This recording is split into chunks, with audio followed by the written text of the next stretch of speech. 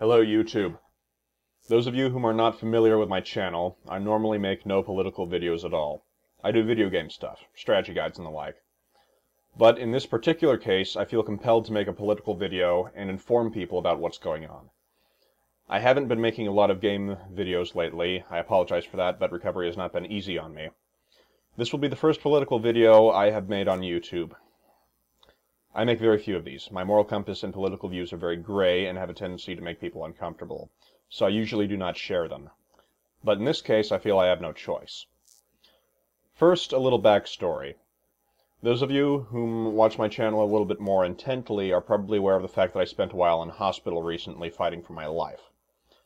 So yeah, I was in the hospital for a while, and during that, I was out of the loop as far as a lot of information is concerned.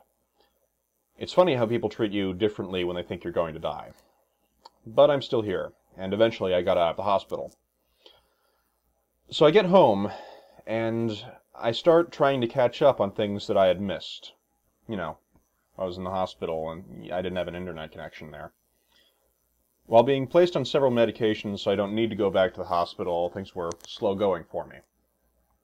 Now, there's a fellow on YouTube named Total Biscuit. I'm subscribed to him. I saw one video talking about something called SOPA in my subscription box. I'll put a link to that video and a couple others that explain the topic in the description box or in an annotation or something. I was originally happy when I got out of the hospital. Being in a hospital is more like being in a prison, and I was happy to be out and on my way home. But watching that video erased my pleasant and optimistic mood. I'm not fond of what had transpired while I was gone. So I hear about this SOPA thing, and decide to do some research on it. Some of the videos I favored are present in this video's description. In this video, I'm going to talk very briefly about an aspect of the bill that I don't think enough people are taking seriously enough. This bill attacks the very foundations of America, and indeed the entire Western world. Now, how does it do this? Well, let's look at the constitutional rights for the United States. Let's consider for a moment, why do these rights exist in the Constitution? What purpose do they serve? Let's consider two that are very important: freedom of speech and freedom of press. Now, the freedom of speech rule doesn't cover everyone. If you call out fire in a crowded theater specifically to cause panic when there is no actual fire, you still go to jail. But why would people be given the right to freedom of speech and freedom of press? The reason is to protect the greater right, the freedom of information. You are entitled to know what you want and to develop your own opinions and rationalizations based off of what you know. Censorship restricts the flow of information to keep issues out of the public eye and avoid the attention of the masses being directed at such issues.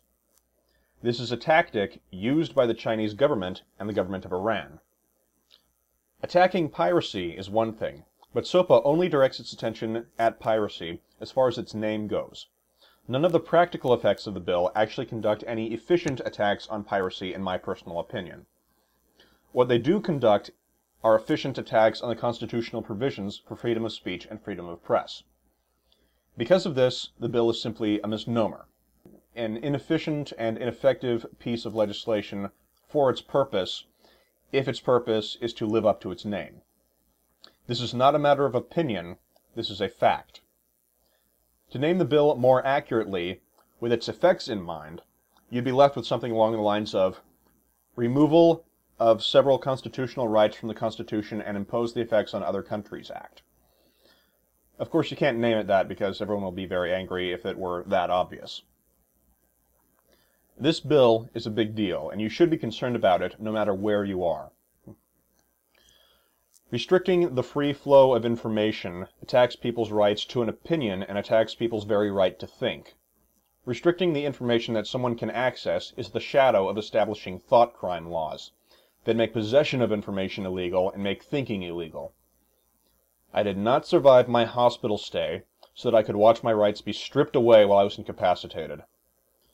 This is your problem, no matter what country you live in and no matter what level in society you are. This is a piece of legislation that affects us all. I have posted 3 links in the description below this video, and they describe the bill's various faults in more detail than I have. But I just wanted to draw some attention to the true implications of this bill, in my personal opinion. please set aside some time to watch the other, more informative videos that are linked in the description.